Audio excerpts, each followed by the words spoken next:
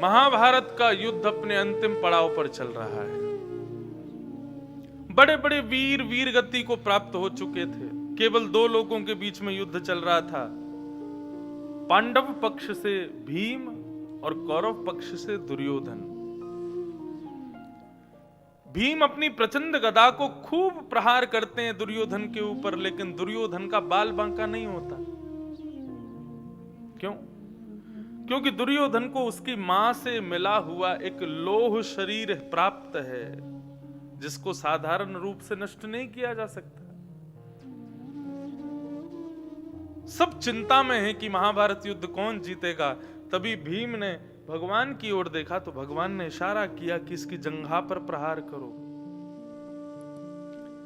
भीम ने अपनी प्रचंड गदा को जैसे ही उसकी जंघा पर प्रहार किया, क्योंकि कथा शायद सबको पता हो कि दुर्योधन की जंघा लोहे की नहीं थी, सर्वांगीण अंग लोह का था। जंघा टूटते ही दुर्योधन गिर गया। लेकिन यहां पर एक समस्या प्रकट हो गई। धर्म युद्ध में नाभि से नीचे प्रहार करने की अनुमति नहीं होती।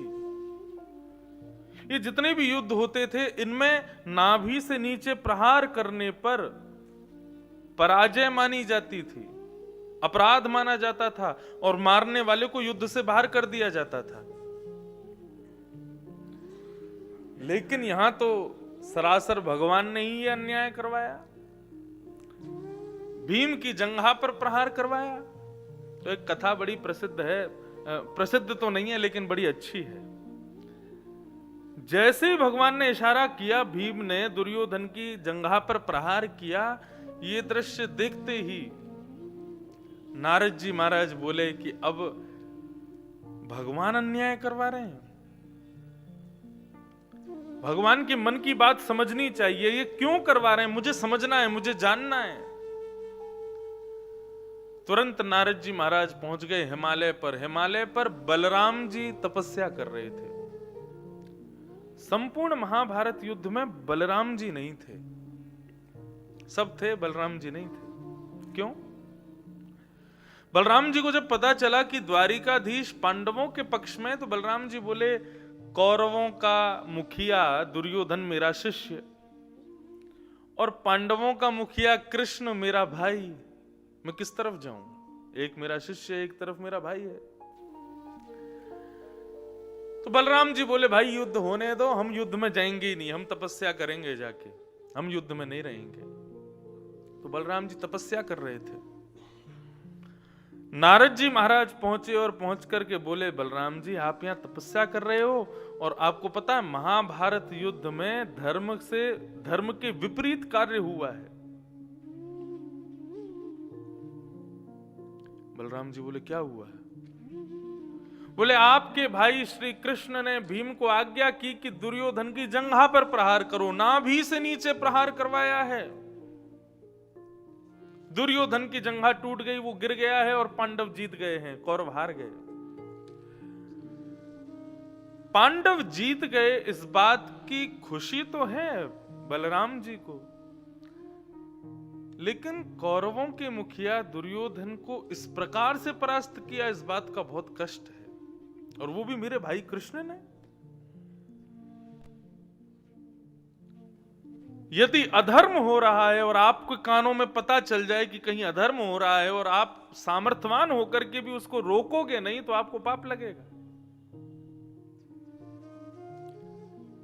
यदि आपको पता है कि आपके घर के आसपास कहीं बहुत बड़ा अनर्थ हो रहा है, अधर्म हो रहा है, और आप चाहो तो जाकर के उसको रोक सकते हो, तो आपको रोकना चाहिए।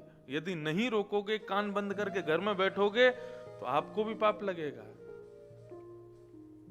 उसका पाप आपको भोगना पड़ेगा। बलराम जी बोले, मुझे पता ना चलता और मैं ना जाता तो कोई बात नहीं थी, लेकिन अब पता चल गया और अब अगर नहीं गया तो मुझे अपराध लगेगा। अपना हल मूसल उठा करके श्री बलराम जी महाराज कुरुक्षेत्र के मैदान में जा रहे हैं। पृथ्वी कंपायमान हो रही है, आकाश में बादल गरज रहे हैं। पांडव जो अपनी विजय का आनंद मना रहे थे, वे पांडव घबरा गए। बोले, कृष्ण ये क्या हो रहा है? बोले कहीं शेषनाग को क्रोध तो नहीं आ गया? बलराम शेषनाग के अवतार हैं। तभी भगवान ने देखा कि दूर से ही नीलमणि चमक रही है और मानो वो नीलमणि तेज रूप धारण करके कुरुक्षेत्र की मैदान की ओर आ रही है। सभी पांडव भगवान के चरणों में बैठ गए, बोले प्रभु रक्षा करो। ये कौन है? बोले कोई और नहीं, बलराम जी आ रहे हैं और क्रोध में भर के आ रहे हैं। अर्जुन ने कहा प्रभु रक्षा करो। बोले रुको मैं कुछ करता हूं। यहां से बलराम जी हल मूसल लेकर के दौड़ रहे हैं और सामने से ठाकुर जी दौड़े हैं, निहत्थे, हाथ में कोई शस्त्र नहीं है। सामने से बलराम जी आ रहे हैं, इधर से ठाकुर जी दौड़ रहे हैं। देवता सब आकाश में बैठ करके प्रार्थना कर रहे हैं। बोले अब तो नूतन प्रलय हो जाएगा, अब तो पृथ्वी नष्ट, सप्तलोक नष्ट, स्वर्ग लोक नष्ट, सब नष्ट हो जाएंगे। क्यों? नारायण और शेष के बीच में युद्ध होने वाला है।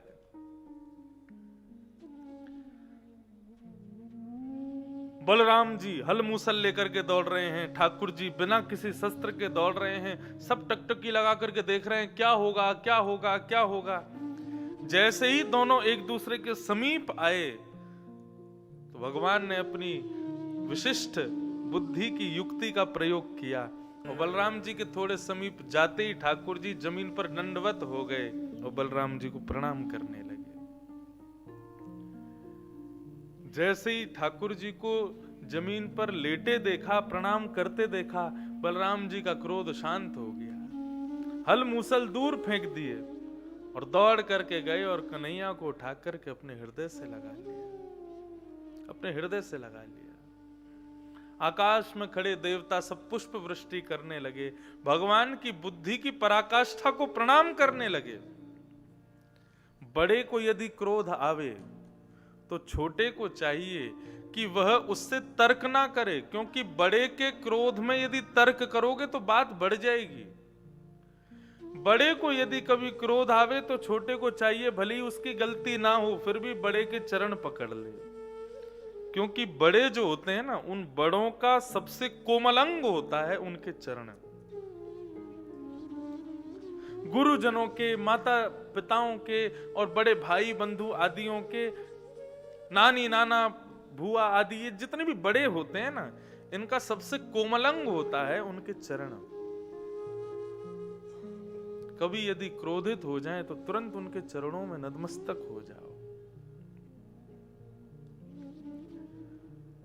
क्यों?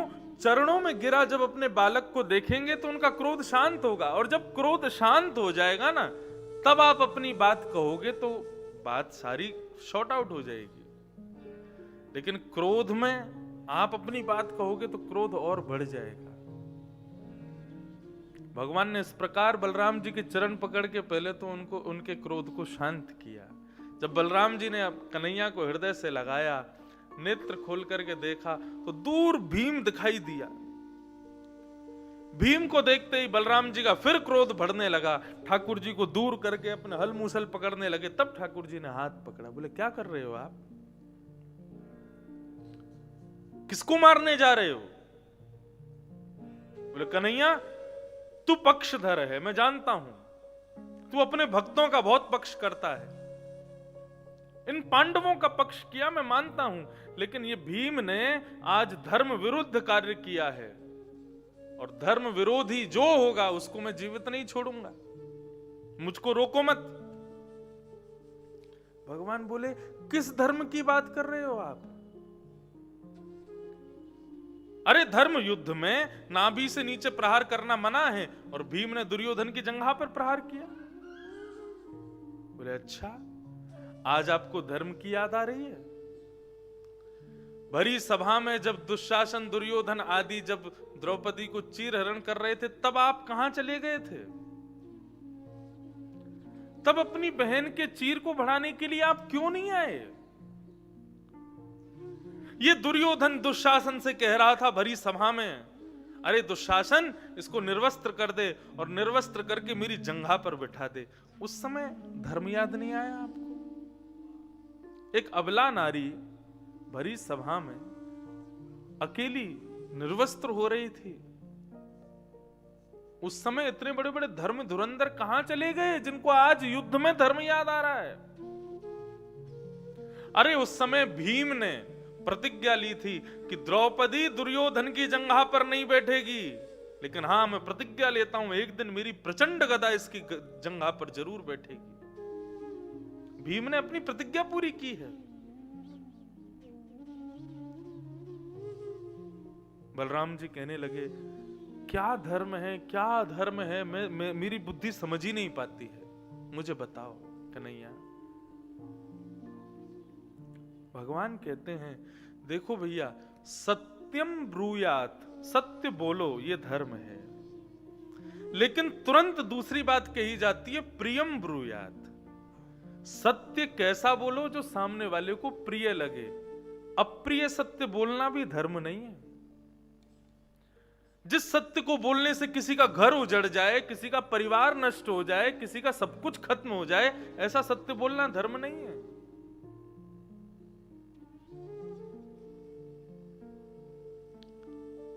इस प्रकार भगवान कृष्ण ने बलराम जी को समझाया और कहा कि विधर्मी को मारने के लिए यदि अधर्म का सहारा लिया जाए तो विधर्मी को मारने के लिए अधर्म का सहारा लेना भी धर्म है। दुर्योधन विधर्मी है और उसको मारने के लिए यदि भीम ने अधर्म किया, नाभि से नीचे प्रहार किया, तो मेरी नजर में वह भी धर्म है, क्योंकि मरने वाला कोई धर्मावलंबी नहीं है, विधर्मी है। विधर्मी। इस प्रकार बलराम जी को समझाया। बलराम जी बात समझ गए और पांचों पांडव अपने राज्य अभिषेक के लिए तैयारियों में लग गए। रणभूमि में अचेत अवस्था में पड़ा है दुर्योधन। तभी गुरुपुत्र अश्वत्थामा आ गया और आकर के पूछने लगा, दुर्योधन तुम्हारे पास अब भी समय है, मुझे आज्ञा दो, मैं पांचों पांडवों को मार दूंगा। दुर्योधन बोला मेरे पास और कोई चारा भी नहीं है, मार दो। अश्वत्थामा पांचों पांडवों को मारने के लिए गया, लेकिन जाको राखे साइया मार सके ना कोई, बाल ना बांका कर सके जो जग बैरी होए। ठाकुर जी जिसको एक बार पकड़ लें, ठाकुर जी जिसके ऊपर एक बार अपना वरदहस्त रख दें, या ठाकुर जी जिसके सदैव संरक्षक बनकर के रहते हो, उसको महाराज ठाकुर जी भी चाहे ना तो नहीं मार सकते। अर्धरात्रि का समय था, भगवान को पता चला अश्वत्थामा आ रहा है, सोते हुए पांडवों को मार देगा, क्योंकि अधर्म एक हो चुका है ना। अब तो सब सोचेंगे कि हम भी अधर्म ही करें। भगवान पांचों पांडवों को अर्धरात्रि में ही उठा करके अपने साथ ले गए, लेकिन द्रौपदी के 5 पुत्र सोते रह गए। अश्वत्थामा ने आकर के अंधेरे में पहचान नहीं पाया और द्रौपदी के 5 पुत्रों को मार दिया।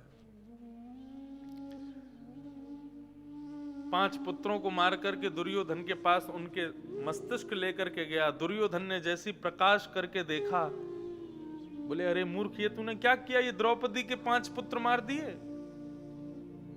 अब हमारे कुल में कोई पिंडदान करने वाला भी नहीं बचा। ऐसा कहते हुए दुर्योधन ने अपने प्राण त्याग दिए।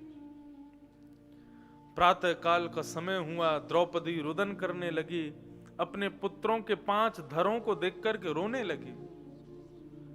अर्जुन ने प्रतिज्ञा कर ली, बोले द्रौपदी तुम रो मत, मैं प्रतिज्ञा लेता हूं, जिसने भी तुम्हारे 5 पुत्रों को मारा है, ये अर्जुन प्रतिज्ञा लेता है, उसको जीवित नहीं छोड़ूंगा मैं। भगवान अर्जुन का हाथ पकड़ रहे हैं, बोले गुस्से में, जल्दबाजी में प्रतिज्ञाएं नहीं लेनी चाहिए। बंधुओं एक चीज समझिए, महाभारत भागवत आदि ये ग्रंथ ना, ये पग पग पर कुछ सिखाते हैं। क्रोध करना बुरा नहीं होता, लेकिन क्रोध के समय पर लिए जाने वाले निर्णय बुरे होते हैं। क्रोध के समय पर लिए जाने वाले जो आपकी प्रतिज्ञाएं होती हैं ना, वो आपको बाद में पछतावा होता है, मैंने ऐसा क्यों कर दिया। इसलिए एक चीज करो, जब भी क्रोध आए ना, क्रोध आने दो, फटने दो ज्वालामुखी, लेकिन मुख से एक शब्द मत बोलो, बस मौनमास्ताम, शांत हो जाओ। कैसे भी करके उन 5 मिनट के समय को शांति से निकाल लो।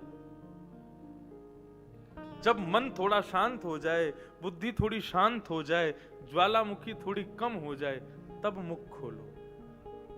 तब आप जो निर्णय लोगे ना, वो प्रिय होगा, वो अच्छा होगा। क्योंकि क्रोध का आवेश इतना होता है कि हमारी बुद्धि को फिर कुछ दिखाई नहीं देता। सद असद का ज्ञान, हम विवेक शून्य हो जाते हैं क्रोध बढ़ते ही।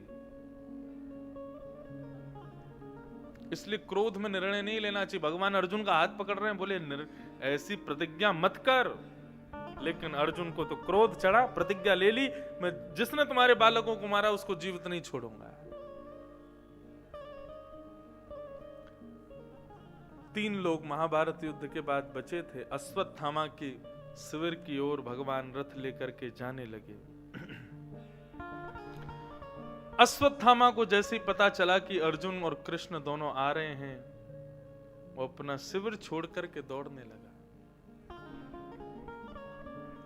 भगवान ने आज्ञा की, अर्जुन यही है बालकों का हत्यारा, तुम्हारे डर के मारे दौड़ रहा है, भाग रहा है, इसी ने मारा है द्रौपदी के 5 पुत्रों को। भगवान की आज्ञा मान करके उसी के पीछे अर्जुन और कृष्ण जाने लगे। तभी अश्वत्थामा ने ब्रह्मास्त्र छोड़ दिया। उस ब्रह्मास्त्र को अपनी ओर आते देख अर्जुन घबरा गए। ब्रह्मास्त्र कोई बाण की तरह आपका स्पर्श नहीं करता, या बाण की तरह आपके पास नहीं आता। ये तो हमने टीवियों में, सीरियल्स में हमने देखा कि ब्रह्मास्त्र चला, महाराज ज्वालामुखी की तरह आया, आकर के लग गया आदमी को। ऐसा नहीं। ब्रह्मास्त्र का एक रूप गुरुजनों से मैंने सुना। ब्रह्मास्त्र का रूप कैसा होता है?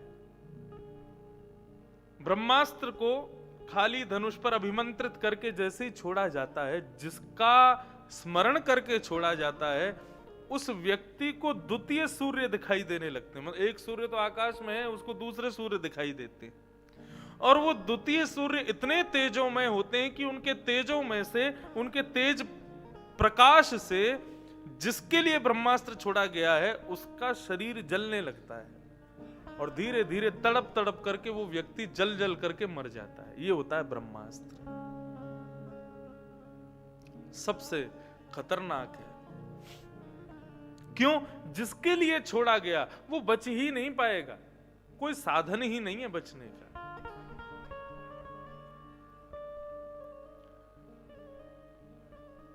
अर्जुन भगवान के चरणों में गिर गए, बोले प्रभु ये ब्रह्मास्त्र मुझे जला रहा है, आप आज्ञा कीजिए।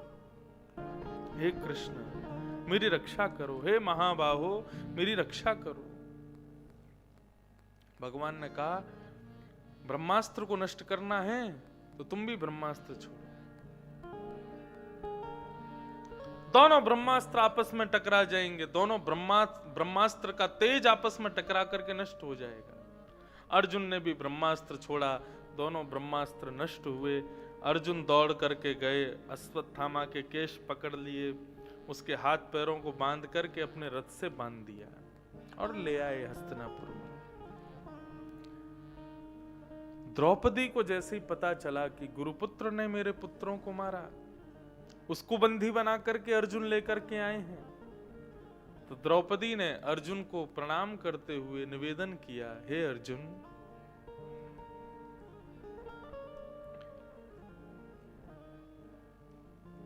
निरीक्ष कृष्णापि कृतं गुरुसुतं वाम स्वभाव कृपया ननाम च। उवाच चासहन्तस्य वन्धनानयनं सतं मुच्यतामेष ब्राह्मणो नितरां गुरु। अर्जुन, जिस गुरु ने धनुष उठाना सिखाया, जिस गुरु ने बाण चलाना सिखाया, जिस गुरु ने धर्म युद्ध में खड़ा होना सिखाया, उस गुरु को तो हमने महाभारत युद्ध में मार दिया। अब कम से कम गुरु के उपकार के रूप में उनके पुत्र को तो छोड़ दो, इसको मत मारो। ये ब्राह्मण है, ये गुरु है, इसको मारने का अधिकार हम क्षत्रियों का नहीं है, इसको मत मारो, इसको छोड़ दो। बंधुओं, बहुत ध्यान से सुनिएगा। भगवान को मानव के अंदर जो जो गुण प्रिय लगते हैं, उन अनंत गुणों में एक सर्वश्रेष्ठ गुण है क्षमाशीलता। क्षमा।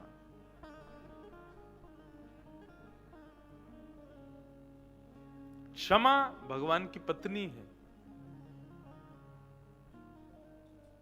जैसे कोई बहुत धनवान होता है तो उसके प्रति कभी कभी मन में भाव आता है कि भगवान इससे बड़े प्रसन्न है, तभी ये बहुत धनवान है, लक्ष्मीवान है। क्यों? भगवान की बड़ी कृपा है इसके ऊपर। ऐसे ही यदि कोई व्यक्ति क्षमावान हो ना, उसके प्रति भी यही भावना रखना कि भगवान इससे बड़े प्रसन्न है। भगवान की प्रसन्नता का यह फलस्वरूप है कि मानव के भीतर क्षमाशीलता आती है। क्षमा धर्म के 10 लक्षणों में दूसरा लक्षण है क्षमा। धृति क्षमा दमोस्तेयम। क्षमा मतलब किसी ने कुछ गलत किया लेकिन आपने उसको माफ कर दिया।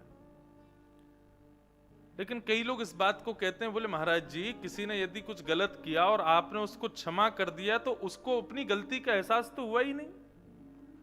हम उस व्यक्ति को दंड देते हैं, उस व्यक्ति पर चिल्लाते हैं, उसको मारते हैं या जो कुछ भी करते हैं, कम इसलिए करते हैं ताकि उसको अपनी गलती का अनुभव हो कि मैंने बहुत बड़ी गलती की।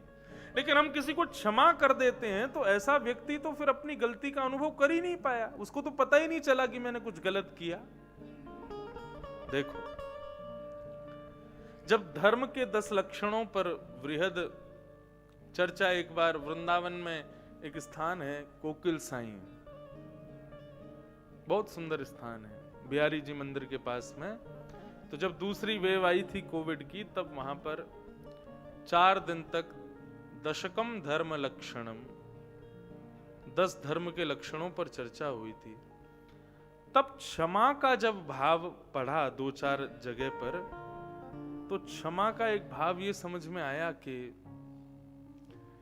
व्यक्ति अपराधी पर यदि क्षमा कर दे तो ऐसा नहीं है कि उसको उसके अपराध का दंड नहीं मिलेगा। आप नहीं दोगे तो क्या हुआ, उसको प्रकृति दंड देती है। हम कभी कभी कहते हैं ना, कोई बात नहीं भगवान देख रहा है। इतना बोलना भी एक प्रकार से क्रोध करना जैसा होता है।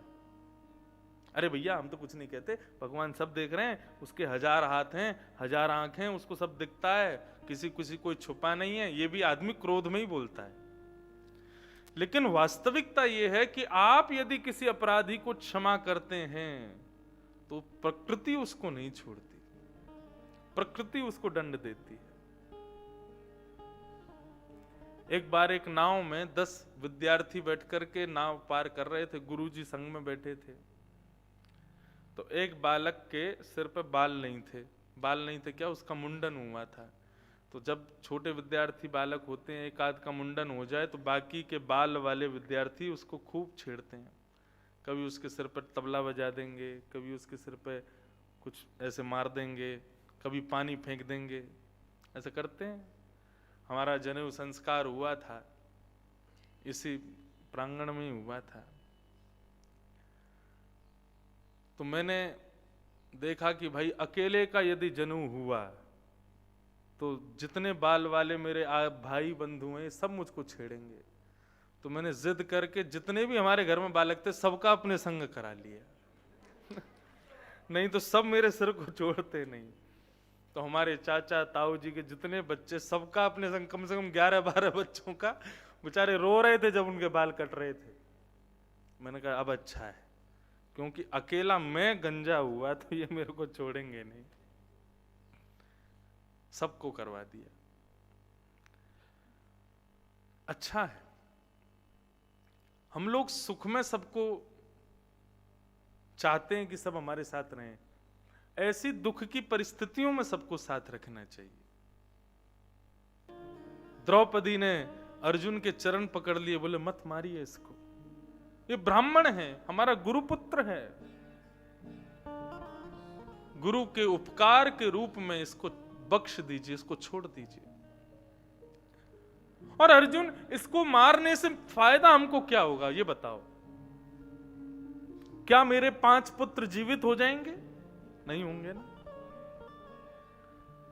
मेरे 5 पुत्र जीवित नहीं होंगे तो फिर इसको मारना क्यों? और दूसरी बात, इनकी मां के बारे में सोचो।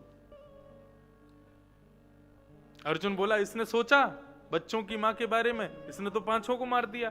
बोले उसने नहीं सोचा, लेकिन जिन 5 बालकों को इसने मारा उसकी मां के 5 बालक तो चले गए, लेकिन 5 पति तो हैं। अश्वत्थामा की मां को विधवा तो पहले ही कर दिया तुम लोगों ने, अब इसको भी मार दोगे तो उसकी मां कहां जाएगी? इसको मत मारो, इसको छोड़ दो। अब द्रौपदी कह रही है कि छोड़ दो। भीम कहने लगा, तूने छोड़ा तो मैं मार दूंगा। प्रजा कहने लगी, बोले अर्जुन हमारे हवाले कर दो, हम मार देंगे इसको।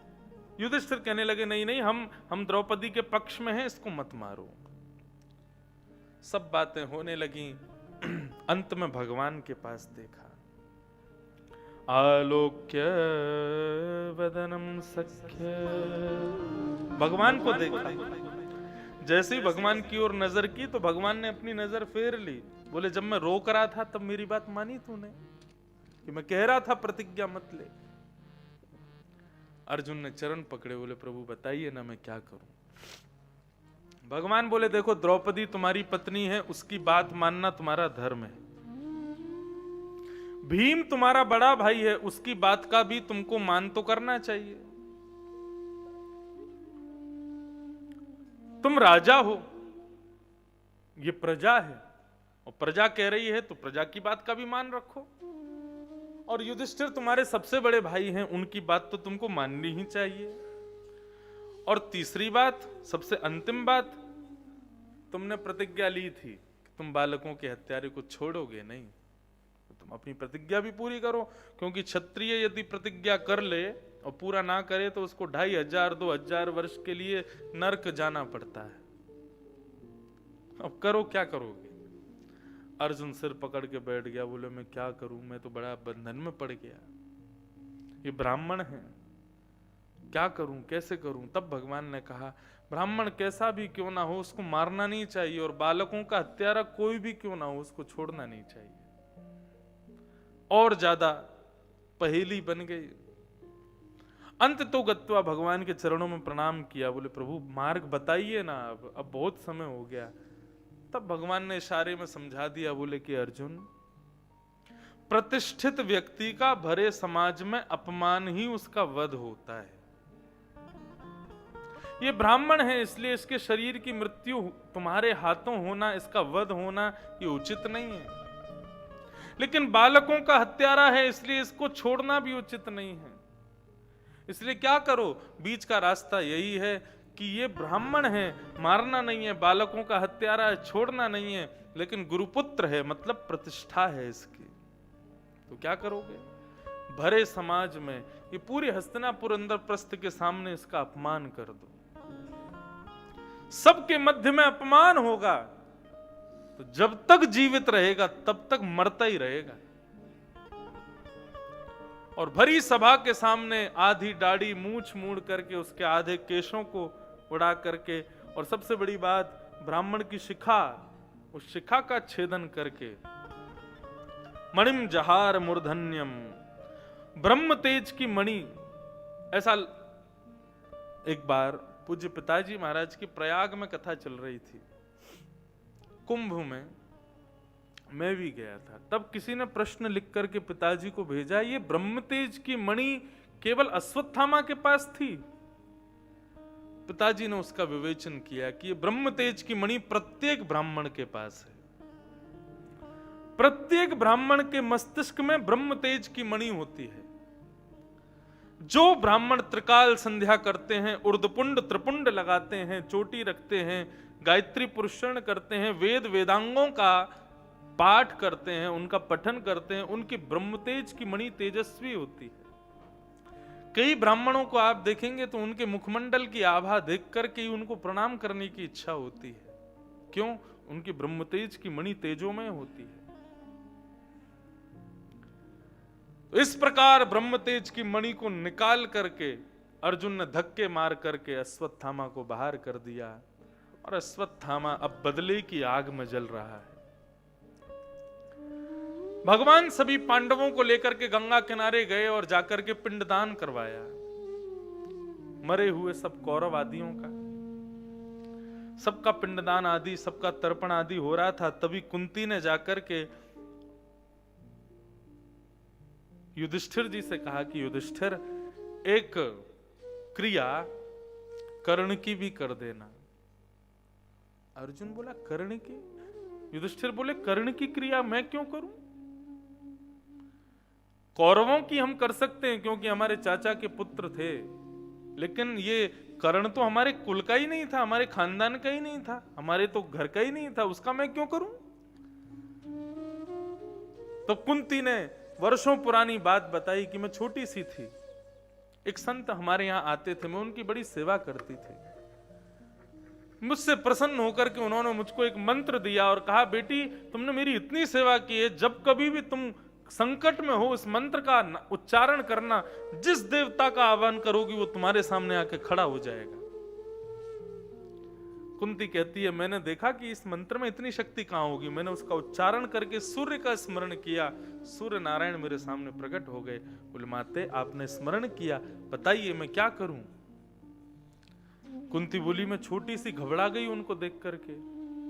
मैंने कहा मैंने तो बस ऐसे ही बोला था मंत्र, मुझे कुछ आपसे कुछ चाहिए नहीं, आप चले जाओ। सूर्य कहने लगे, बोले नहीं, आए हैं तो कुछ तो देके जाएंगे। तो अपने समान तेजो में एक पुत्र मुझको प्रदान कर दिया। बोले मां ये मेरा ही अंश है, आपका पुत्र बनेगा। मेरा ब्याह भी नहीं हुआ था युधिष्ठिर उस समय। समाज के डर के कारण, लोक लाज के कारण मैंने कहा कि इस बालक को क्या नाम दूं, किसका क्या बताऊंगी, किसने दिया मुझको? कोई विश्वास नहीं करेगा मेरे ऊपर। तब लोक लाज के डर के कारण उस बालक को लता पत्रों में लपेट करके एक डलिया में उसको बिठा करके मैंने यमुना जी में प्रवाह कर दिया। वही बालक एक राधा नाम की कन्या ने उसको पाल पोस के बड़ा किया और वही बालक कर्ण बन करके कौरवों के पक्ष में गया और वहां से युद्ध किया। महाभारत युद्ध में मेरे ही बालकों ने उसको मार दिया, वो मेरा पुत्र था। युधिष्ठिर को जब ये बात पता चली तो नेत्रों से आंसू झरने लगे। बोले मां तुमने हमें पहले क्यों नहीं बताया? यदि हमें पता होता कि वो छठवा भाई है हमारा तो उसको जीवित रहने देते, उसको कैसे भी करके बचा के लाते हम। आपने बहुत बड़ा अपराध किया मां हमसे ये छुपा के।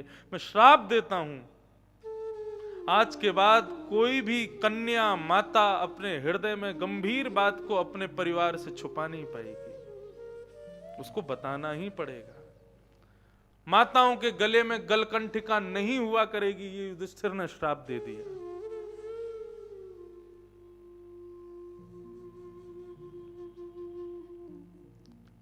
भगवान ने जाकर के युधिष्ठिर को समझाया, कुंती को समझाया और कर्ण का पिंडदान हुआ। लौट करके वापस हस्तिनापुर आए। भगवान ने सबको प्रणाम किया। बोले अब मैं द्वारिका जाऊं, अब आप लोग राजपाट संभालो, आनंद से रहो, अब सब कुछ ठीक हो गया है, अब मैं जाता हूं। और भगवान रथ पर बैठ करके जैसे ही जाने लगे तो अर्जुन का पुत्र अभिमन्यु जो कि चक्रव्यूह में मारा गया, उसकी पत्नी गर्भवती थी। उसकी पत्नी के गर्भ के बालक को नष्ट करने के लिए अश्वत्थामा ने बदला पूरा करने के लिए ब्रह्मास्त्र छोड़ दिया। जैसे ही उत्तरा को देखा कि ब्रह्मास्त्र मुझे जला रहा है, दौड़ करके भगवान के पास, मेरी रक्षा करो, पाहि पाहि महायोगिन देव देव जगतपते, हे जगतपते। बंधुओं, पति शब्द का अर्थ क्या होता है बताओ? पति का मतलब क्या होता है? पति का मतलब रक्षक। पाणिक ग्रहण संस्कार के बाद एक विशेष प्रकार की कन्या की रक्षा के लिए पति को नियुक्त किया जाता है, वो होता है रक्षक। अभिमन्यु की पत्नी उत्तरा जब दौड़ करके जा रही है तो वहां उत्तरा के बड़े ससुर जी युधिष्ठिर खड़े हैं, उसके सगे ससुर जी अर्जुन खड़े हैं, भीम खड़े हैं, लेकिन वो किसी के पास नहीं गई। किसके पास गई? सीधे दौड़ करके द्वारिकाधीश के पास गई और ये जगतपते शब्द कहकर के मानो पांडवों को दिखा दिया कि आप कुछ नहीं हो, ये हैं जगतपति, ये हैं सबके रक्षक। उनके चरणों में जाकर के प्रणाम करने लगी, मेरी रक्षा करो हे जगतपते। आज द्रौपदी के भी मन में आया कि जब चीरहरण मेरा हो रहा था तो द्रौपदी ने पहले भगवान को नहीं पुकारा, बोली मैं पांडवों की पत्नी हूं, ये पंच पांडव मेरी रक्षा करेंगे, मेरा चीरहरण नहीं होने देंगे। दुशासन साड़ी खींच रहा था, वो पांडवों की ओर देख रही थी, लेकिन पांडव नीची नजर करके बैठे थे। जब पांडवों से रक्षा नहीं मिली तब द्रौपदी ने भीष्म, पितामह, द्रोणाचार्य आदियों की ओर देखा, ये मेरी रक्षा करेंगे। लेकिन जब बूढ़े बुजुर्ग भी अपनी नीची नजर करके बैठ गए तब द्रौपदी ने अपना बल लगाया, मैं क्षत्रिय नारी हूं, अपनी रक्षा स्वयं करूंगी। लेकिन जब अपना बल भी काम नहीं आया, जब सब जगह से हार गई, तब अंत में ठाकुर जी को पुकारा, हे केशव तुमको दिखाई नहीं दे रहा क्या?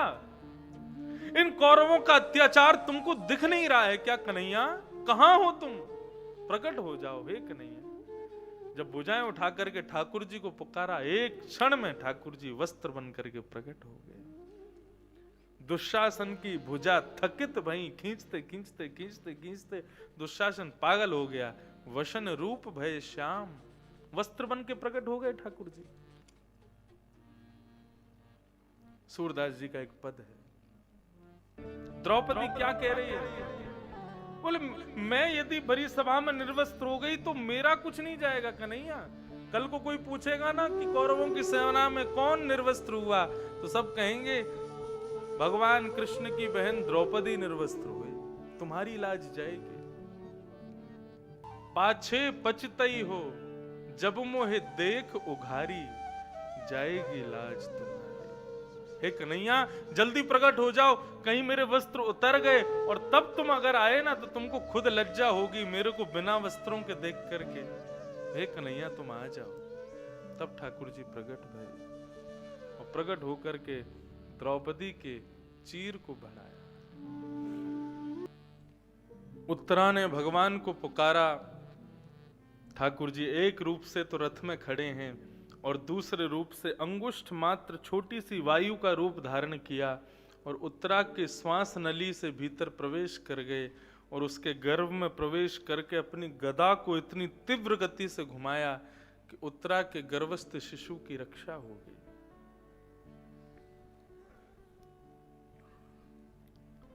भगवान ने उत्तरा के उस गर्भ के बालक की रक्षा की। भगवान अब पुनः द्वारिका को जाने के लिए प्रस्थान करने लगे तो कुंती भुआ रथ के सामने आके खड़ी हो गई। भगवान ने कहा, भुआ अब मैं जाऊं, मैं भी अपनी पत्नियों को, बच्चों को, सबको याद कर रहा हूं, मुझे भी जाना चाहिए। कुंती बोली, आप चले जाना, लेकिन मैं आपसे थोड़ी कुछ कहना चाहती हूँ, अपने मन के भाव आपके सामने प्रस्तुत करना चाहती हूँ, स्तुति गाना चाहती हूँ। कुंती ने भगवान की स्तुति गाई, बहुत सुंदर भाव। नमस्ते पुरुषं त्वाद्यं ईश्वरं प्रकृते परम् अलक्ष्यं सर्वभूतानां अन्तर्बहिरवस्थितम्।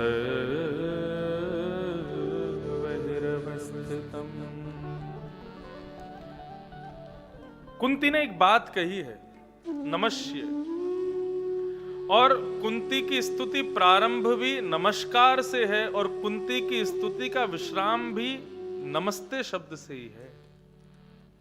कहने का अभिप्राय, कुंती ने इतनी बड़ी स्तुति गाई और पूरी स्तुति में हम मानवों को बता दिया कि मानव भगवान को दो हाथ जोड़ करके प्रणाम करके नमस्कार करने के अलावा दूसरी कोई वस्तु कभी दे नहीं सकता। और इसके अतिरिक्त आप जो कुछ भी भगवान को अर्पित करते हो वो वास्तव में भगवान की कृपा से आपने उनको अर्पित किया है। आपने सोने का छत्र चढ़ा दिया, कहां से आया इतना धन? भगवान की कृपा से।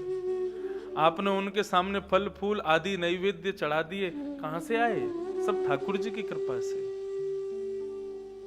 आप जो कुछ भी ठाकुर जी को अर्पित कर रहे हो वो भगवान की ही कृपा से आपको प्राप्त है। एक प्रकार से मेरे जन्मदिन में आकर के मेरे ही घर में लगी हुई तस्वीर उतार के मुझको ही दे दी आपने, कुछ अलग नहीं दिया। लेकिन कोई व्यक्ति बैठ करके ठाकुर जी श्री राधा रमन लाल के सामने बैठ करके दो भुजाएं जोड़ करके एक टक उनको निहार करके नमन, नमन का मतलब क्या होता है? न मन। अब ये मन मेरा नहीं है प्रभु, ये मन आपका है। अपना मन ठाकुर जी को अर्पित करना, बस यही हम दे सकते हैं ठाकुर जी को, और कुछ नहीं दे सकते। नमस्ते, अस्ते का मतलब होता है चुरा लो। हे प्रभु, हमारा ये मन अब हमारा नहीं है, इसको आप हरण कर लो, इसको ले लीजिए। हम केवल मन ही दे सकते हैं ठाकुर जी को, इसके अतिरिक्त और कुछ नहीं दे सकते। कुंती ने भगवान की स्तुति गाई और कह रही है कि माया जवनिका छन्न आज्ञा दोक्षजमव्ययम् न लक्ष्य से मूढ़दृशा नटो नाट्यधरो यथा। संसार में ईश्वर सब घट में विद्यमान है, सब जगह विद्यमान है। इस खंभ में भी आज भी नृसिंह भगवान हैं। सब जगह कण कण में ठाकुर जी विद्यमान हैं, लेकिन दिखते क्यों नहीं हैं? बोले क्योंकि हम लोग माया में इतने रमे हुए हैं, माया में इतने घुले हुए हैं कि हमको संसार में ठाकुर जी का दर्शन होता नहीं है।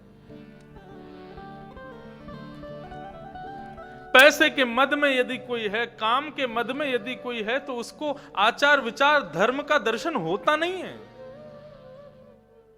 इस प्रकार संसार के मद में जो है उसको ठाकुर जी का दर्शन नहीं होता।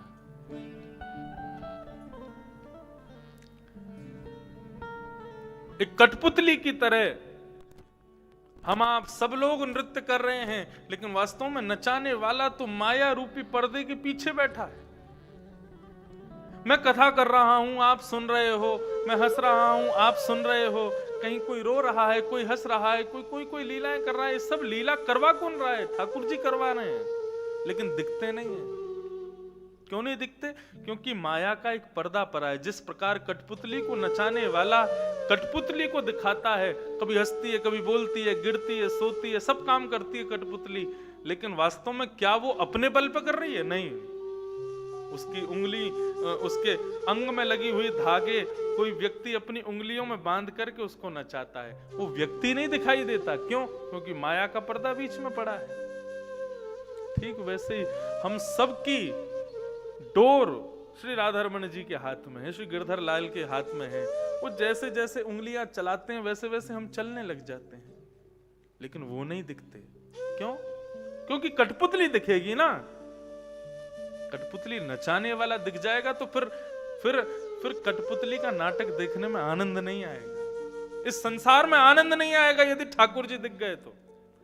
किसको दिखते हैं? बहुत कम उन्हीं को दिखते हैं जो माया के और ब्रह्म के परिचय को भली भांति जान चुके हैं, उनको ही वे दिखते हैं। कुंती ने भगवान की स्तुति गाई और स्तुति गाते हुए कुंती ने अपनी स्तुति में एक शब्द सबसे विशेष कहा है। वो क्या कहती है भगवान से। इसलिए कन्हैया, कल तक हम जो दुखी थे ना, आज झोली फैलाकर मैं फिर से दुख मांग रही हूं। क्यों? क्योंकि जब हम दुखी रहते हैं तो तुम हमारे साथ रहते हो, तुम हमारे निरंतर समीप रहते हो। हे कन्हैया, हमें वह चाहिए, तुम्हारी याद बनी रहे, तुम सदैव साथ रहो कन्हैया। यदि वो दुख में संभव हो तो हमें वो दुख चाहिए। कुंती की इस बात को सुनकर के भगवान ने कुंती को अपने हृदय से लगाया और हृदय से लगा करके कुंती को आश्वासन दिया कि बुआ तुम चिंता मत करो, जब चाहोगी मेरा दर्शन करोगी, और जिस दिन मैं अपनी लीला पूरी करके जाऊंगा पृथ्वी से, तुमको साथ लेके जाऊंगा अपने। ऐसी कुंती ने भगवान की मंगलमयी स्तुति गाई। बोलो भक्तवत्सल भगवान की जय। आगे भागवत में श्री भीष्म पितामह की स्तुति का वर्णन आता है। भीष्म पितामह के पास भगवान पांडवों को लेकर के गए और पांडवों को जाकर के पंच धर्म के विषय में मैंने बहुत बार भीष्म पितामह की स्तुति विस्तार से कही है, इसलिए आज केवल सूक्ष्म कहकर के आगे बढ़ूंगा। भीष्म पितामह ने पांडवों को 5 प्रकार के धर्म बताए और धर्म बता करके भगवान की स्तुति का। अच्छा, स्तुति का एक पक्ष सुना देता हूं। ललित गति विलास वल गुहास, प्रणय निरीक्षण कल्पितो रोमान, कृतमनुकृतवत्य उन्मदान्धा, प्रकृति मगन किलयस्य गोपवत्व।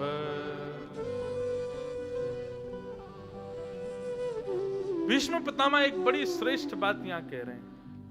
अच्छा, ये जब स्तुति भगवान भीष्म पितामह की पूरी होने लगी, भीष्म पितामह बाणों की सैया पर लेटे थे, द्वारिकाधीश सामने खड़े थे, तो द्वारिकाधीश को देखते हुए भीष्म पितामह ने पूरी स्तुति गाई, बहुत सारी बातें कही, लेकिन अंत में क्या कहते हैं? बोले ललित गति विलास वल गुहास। हे कन्हैया, मुझे आपका एक दर्शन करना है। आपको पता है, भीष्म पितामह से भगवान ने पूछा कि तुम कौरवों की तरफ क्यों गए? इतने बढ़िया भक्त, तुम्हारा इतना सब कुछ, तुम्हारा सब बढ़िया, तुम्हारे विचार बढ़िया, मति बढ़िया, सब बढ़िया, फिर भी तुम कौरवों के पक्ष में क्यों गए? तो भीष्म पितामह कहते हैं, क्योंकि यदि मैं पांडवों के पक्ष में रहता तो या तो आपके दाएं में खड़ा होता या बाएं में खड़ा होता, और आप कृपा करके यदि मेरे सारथी बन जाते तो आपके पीछे खड़ा होता। तो सीधे हाथ पे खड़ा होने में, उल्टे हाथ पे खड़ा होने में आपका केवल एक ही अंग दिखाई देता, पूरा मुखमंडल मुझको कैसे दिखता? इसलिए मैं कौरवों के पक्ष में गया ताकि आपके सर्वांगीण अंग का मुझको दर्शन हो। कहो, क्या कहोगे भक्त की पराकाष्ठा? अपने दुश्मन में जाके मिल गए, भगवान के दुश्मन में जाके मिल गए। किस लिए? कि भाई सामने खड़े होके दर्शन का लाभ जरूर मिलेगा। इसलिए भीष्म पितामह बोले, आपके हर अंग का, हर स्वरूप का मैंने दर्शन कर लिया, लेकिन एक स्वरूप अब भी वंचित रह गया है मुझसे। एक आपके स्वरूप का दर्शन मैंने नहीं किया। तो भीष्म पितामह से भगवान बोले, कौन से स्वरूप का? तब भीष्म पितामह कहते हैं, बोले ललित गति विलास वल गुहास। आपकी वो ललित गति, ललित गति मतलब वो बाकी अदा, वो बाकी चाल आपकी, वो टेढ़ी मेढ़ी सी चाल आपकी, और जब आप टेढ़ी मेढ़ी चाल पर चलते हैं, अपने अपने मुकुट के मोतियों को लहराते हुए चलते हैं, उस छवि का दर्शन मैं उसको करना चाहता हूं। एक बार उस स्वरूप को देखना चाहता हूं। ललित गति 2 हैं ठाकुर जी की। एक ललित गति तो यह है कि ठाकुर जी बाकी अदा से चल रहे हैं, और दूसरी ललित गति कौन सी है ठाकुर जी की? लड्डू गोपाल जी। मैं लड्डू गोपाल जी को दूसरे रूप में कहता हूं 3 व्हीलर। 2 तो घुटने और 1 हाथ, 1 हाथ तो उठा ही रहता है उनका। एक मैंने 2 व्हीलर गोपाल जी और देखे, 2 व्हीलर गोपाल जी। कैसे? 2 घुटने पर बैठे हैं, जैसे लोग, कई लोगों को आपने देखा ना, वो भोजन करने के बाद में, और वो कौन सा आसन बोलते हैं उसको, वीरासन, वज्रासन। वो वज्रासन पर बैठ जाते हैं ना, ऐसे घुटने के बल, ऐसे वज्रासन में बैठे हैं और एक हाथ में लड्डू और दूसरे हाथ में मक्खन, ऐसे लेकर के ठाकुर जी, 2 व्हीलर ठाकुर जी। तो 3 व्हीलर ज्यादा फेमस हैं। तो वो भी ललित गति है। ब्रज लीला में वर्णन आता है, ठाकुर जी जब एक भुजा नीचे रखते हैं, 2 घुटने नीचे रखते हैं, हाथ में मक्खन लेकर के ठाकुर जी चलते हैं, तो चलते चलते ठाकुर जी लुढ़क जाते हैं। एक सपोर्ट नहीं मिल रहा तो कैसे, तो लुढ़क गए। लुढ़कते ही तो क्या होता है, ब्रजरज जो है वो ठाकुर जी के अंग पर लग जाती है। अब अपनी कोई प्रिय वस्तु खाने की इच्छा होती है तो हमारा रहता है एकांत में बैठ के साफ सुथरी जगह पे विधि विधान से इसको खोल खाल के फिर पाएंगे। ऐसे ठाकुर जी भी मक्खन लेके सोच रहे हैं कहीं एकांत में जाऊं और वहां बैठ के आराम से चुपचाप बैठ के इसको पाऊंगा, लेकिन इतने में ही ठाकुर जी लुढ़क जाते हैं, पूरी ब्रजरज लग जाती है। तो दौड़ करके ठाकुर जी जाते हैं यशोदा मैया के पास।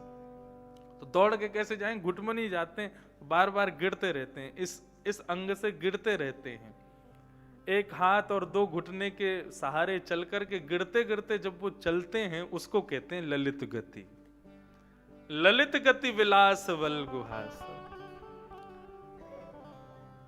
शोभित कर नवनीत लिए, शोभित कर नवनीत लिए। घुटरुन चलत रेणु तन मंडित, गोरोचन तिलक किए, शोभित कर नवनीत लिए। गोरोचन तिलक की, इतना सुंदर भाव सूरदास जी कहते हैं। ठाकुर जी अपनी जो लगी हुई मिट्टी है उसको साफ करवाने के लिए यशोदा मैया के पास जाते हैं। यशोदा मैया अपना श्रृंगार कर रही है, एक लाल बिंदी लगाती है, फिर एक सफेद बिंदी लगाती है, फिर एक लाल बिंदी लगाती है, फिर एक सफेद बिंदी लगाती है। इस प्रकार यशोदा मैया अपना श्रृंगार कर रही है। इसको कहते हैं, कौन सा श्रृंगार कहते हैं, इसको कहते हैं पत्रावली का श्रृंगार। ठाकुर जी को ऐसे ऐसे तिलक एक एक बिंदी लगा करके और यहाँ ला करके ऐसे गोलाई में घुमा देना, ऐसे ये ठाकुर जी को बड़ा प्रिय है। और ये पत्रावली का श्रृंगार ठाकुर जी का सबसे पहले किसने किया, सुन करके आश्चर्य होगा आपको, गौ माता ने। कैसे किया, ठाकुर जी गैया चरा के लौट रहे थे, तो गैया चरा करके ठाकुर जी लौट रहे थे, तो धूप के कारण ठाकुर जी के अंग पर, मुखमंडल पर छोटे छोटे छोटे छोटे प्रश्वेत के बिंदु, पसीने के बिंदु थे। तो गौ माता जब चलती है तो एक नजर से ठाकुर जी को देखती हुई चलती है। जैसे ही ठाकुर जी के मुखमंडल पर उसने बिंदु देखे छोटे छोटे प्रश्वेत के, तो गौ माताएं झुंड बना करके ठाकुर जी को बीच में खड़ा करती हैं और जोर जोर से उछलती हैं। तो उनके खुर से उड़ने वाली जो धूल है वो उड़ करके ठाकुर जी के मुखमंडल में आ जाती है। और फिर ठाकुर जी जब साफ करते हैं तो जितने प्रश्वेत के बिंदु थे उनमें जाकर के वो धूल ठाकुर जी के चिपक जाती है। और जैसे ही ठाकुर जी उस धूल से बाहर आते हैं तो पत्रावली का श्रृंगार ठाकुर जी के मुख पे हो जाता है। तो ये पत्रावली का श्रृंगार कौन करती है, गैया करती है, गौ माता। तो आज यशोदा पत्रावली का श्रृंगार कर रही थी। ठाकुर जी एक हाथ में मक्खन लेके देख रहे हैं यशोदा मैया के मुखमंडल की ओर। अब ठाकुर जी मन में कहते हैं मैं भी करूंगा अपना श्रृंगार। सो ही ठाकुर जी पुनः गौशाला में जाते हैं और कहते हैं क्या करें, सफेद बिंदी तो है मक्खन, लाल बिंदी है नहीं, तो एक गौरोचन उठाते हैं। वैसे गौरोचन का ऐसा भाव बताया कि गौरोचन गैया के मस्तिष्क में होता है। 1000 गैयाओं में से कोई एक गाय होती है, उसके भीतर से गौरोचन निकलता है, बड़ा सुगंधित होता है। लेकिन ऐसा भाव हमारे पूज्य नाना जी बताते, बोले ठाकुर जी ने गोबर उठाया, तो एक बिंदी गोबर की, दूसरी बिंदी मक्खन की, एक बिंदी गोबर की, दूसरी बिंदी मक्खन की। ठाकुर जी अपना श्रृंगार कर रहे हैं। भीष्म पितामह कहते हैं मुझे कुछ नहीं चाहिए, मुझे आपका वो दर्शन करना है उस स्वरूप का, और उसके लिए प्रभु मैं क्या करूंगा। बोले आज ब्रज का स्मरण करते हुए अपने प्राणों का त्याग करूंगा, अगले जन्म में ब्रज की कोई गोपी बनकर के आऊंगा और आपके उस मधुर मंगल में स्वरूप का दर्शन करूंगा। ब्रज में एक लीला करके देखना। जब कभी भी आप आओ तो किसी छोटे से ब्रजवासी बालक को, मतलब अब ऐसे पकड़ के तो ले जा नहीं सकते, कोई जानकार हो उसका, कोई छोटा सा बालक हो ना, उसका श्रृंगार करना अपने हाथों से, उसको बढ़िया धोती पहनाना, बगलबंदी पहनाना, फिर उसका श्रृंगार आदि करके मोर पंख लगा के फिर उसको अपने हृदय से लगाना, उसको भोग खिलाना, उसकी आरती करना, फिर दक्षिणा दे देना। और ऐसा ही मानना कि हमने श्री राधा रमन लाल जी की सेवा की है। आपको वास्तविकता बताते हैं, 2-4 बार ऐसी क्रिया आपने की, 6वीं 7वीं बार में कहो तो श्री राधा रमन जी ही आ जाएं आपसे श्रृंगार करवाने के लिए। ये श्रृंगार भोग और राग बहुत प्रिय है लाल जी को। मैं तो करता हूं, अपनी बहनों के बच्चे कभी कभी घर आते तो उनको पकड़ के खूब उनका श्रृंगार करता हूं। कभी ये छापा सिर पे लगा देते हैं, तिलक विलक, कानों में कुंडल पहना दूंगा, नीचे धोती पहना दूंगा। रोएगा तो रो ले, 5 मिनट की तो बात है, रोता रहे। उसके सिर पे मोर पंख वगैरह बढ़िया लगा के और खूब रोएगा, आंखों के काजल को ऐसे जगन्नाथ भगवान की तरह बना लेगा, और उसका सुंदर स्वरूप देख करके लगता है राधा रमन जी ऐसे ही रोए होंगे जब श्री किशोरी जी ने, जब श्री यशोदा जी ने उनकी सेवा की होगी। और देखो उसका परिणाम ये हुआ, गिरधर लाल जी स्वयं आ गए सेवा करवाने के लिए, अपना श्रृंगार करवाने के लिए। आज ठाकुर जी स्वयं विराज रहे हैं ऊपर। तो अपने छोटे छोटे भांजे भांजियों का खूब श्रृंगार करता था मैं, उसी का परिणाम ठाकुर जी अब सेवा करवा रहे हैं। तो इसलिए ब्रज में कभी पधारो, पूरी श्रृंगार की सामग्री लेके आओ। अब बिहारी जी का श्रृंगार तो आप कर नहीं सकते, तो ब्रज के किसी बालक का ही श्रृंगार करके उसके चरणों को प्रणाम कर लो, उसको अपने हाथों से भोजन करा दो, उसको अपने हृदय से लगा लो। इसी में ही अनुभव करो ठाकुर जी का। इस प्रकार श्री भीष्म पितामह जी ने ब्रज का स्मरण करते हुए अपने प्राणों का परित्याग